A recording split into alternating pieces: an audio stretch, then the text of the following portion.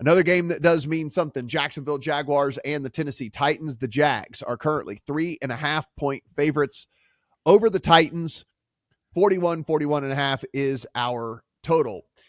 Steven, our problem here is we don't know who's going to be playing quarterback for the Jags, and further, at what state he would be playing, even if they do decide to go to Trevor Lawrence. Because if you read some of these beat writers out there, they're saying, like, at least in the open portions of practice, he wasn't throwing the ball further than like 8 yards down the field. And so I don't know. Listen, as a guy with a massive amount of Jags division future tickets and the most I've ever put on a division future in my entire life, I am praying that maybe it's just CJ Beathard to go ahead and get this done. Like, I'd rather have a healthy backup in there than like a 60% starter, but I don't really even know. Like I said, I have a de facto bet on this game as it is anyway, so I don't have anything for this particular game.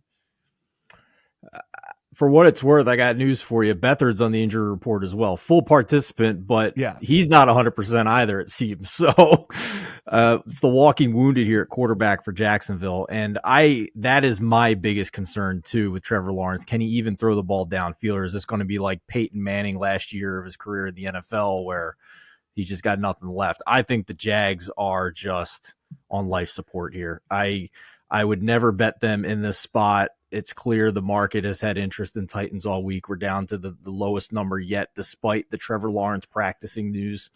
So, and we have the Titans who have Mike Vrabel cursing at the podium this week and talking about like losing effing sucks, and they're going to try and win, and probably Derrick Henry's last game. So yeah, like I would only bet Tennessee in this spot. I have the futures riding with you on Jacksonville, and I think I've decided I would not bet this game straight up if I had no interest already in it. But for my personal situation with the Jags futures and being able to get on the other side of a field goal here with Tennessee, I'm going to try and middle it. So it's a hedge with a chance to maybe win both and sacrifice some potential profit on the Jags if they don't win the game. But I'm going to take the Titans plus 3.5 here. Adam, it does not seem like this is a Titans team that has to worry about their coach being gone. Seems like Vrabel is safe. We had the move to Levis, but he was in and out of the lineup with injuries and things. And so seems like this is a team that is going to be pretty much intact as we head into next season. So we could see a decent effort out of them here. What do you see here on the other side of 3? So if you go and look at these two teams over the second half of the season, sort them out by EPA, and look at them on both sides of the ball, it's kind of amazing how they're identical. And I mean, like, right next to each other in offensive EPA, right next to each other in defensive EPA. And that's with the Titans using multiple quarterbacks, and I guess you could say the Jaguars using multiple quarterbacks, regular Trevor Lawrence, injured Trevor Lawrence, and a little bit of CJ Beathard in there as well. So I would not get too caught up in the Vrabel angle, right? That's what people are going to be looking at this week, is the whole thing of Vrabel is fired up, and that means the Titans are going to come out fired. They always play that way. Nothing Mike Vrabel said this week is any different than what you get out of the Titans every week. You never get a laydown out of Tennessee.